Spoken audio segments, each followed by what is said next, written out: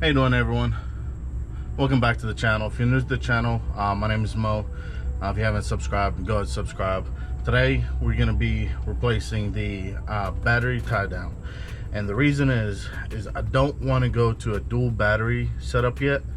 I want to keep the original factory mounting places, and for me to do that, I would have to get a new battery tie down. I looked, I couldn't find anything until I stumbled upon this guy that makes them custom. He doesn't have Instagram or anything like that, but you can find him on the Tundra forums and the 3rd gen Forerunner forums. So this thing right here is fully adjustable, and if you want to put a bigger battery than the factory, when you add all your lights and everything, you want more power, you're gonna want to get this.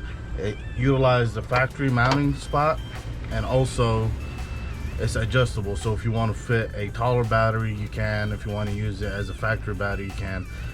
This is made out of billet aluminum, CNC'd and everything. I recommend, if you're gonna use this, use a gel battery, because if the acid leaks, it's gonna eat up into this.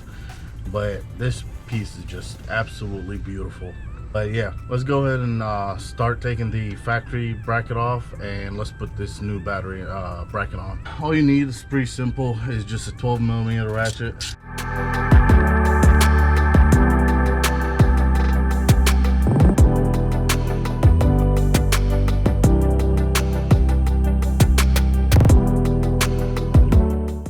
So this is the factory bracket, as you can see, compared to the aftermarket bracket.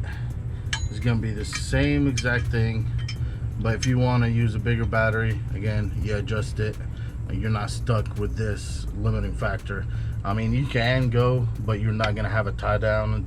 It's just not safe. So I recommend, if you want one of these, find the guy on the forums and order it from him. This one was about $95 with the TRD. You can get it in black or whatever color you want. But yeah, it's just, I still can't believe this piece is just, you know, beautiful and custom to design. So simple, but also very, very functional. I just love the adjustability of it here. Now let's go and clean the area and then go ahead and install the new one. So we ran into a problem, and it's not a big problem, but the factory J bolt is actually too big to go in here. Now it goes in, but it acts like it wants to thread in, but it's not threaded. So you can tap it and screw this in and hold it, or you can go to the auto parts store, pick you up a set of these. It's like $4 or $5. It's not really that big of a deal, and it goes through. But these are longer, so you're gonna have to measure it and see where to cut. So basically you cut right here. For me, it really doesn't matter. It doesn't stick up too much where I really want to change it. But yeah, you just pick up one of these, and that's the only part that you really need, unless you have a tab and die set and just tap this and screw the factory bolt, J bolt.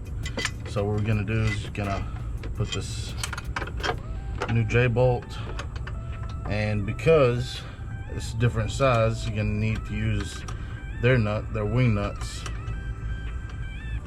and screw it in. And that's it, guys, we're all done. Just take this and keep this just in case. I might, you know, eventually tap it or just cut this off. Again, it's not sticking out too much, if you can see, but it does look good and allows you to use a bigger battery, which I'm excited.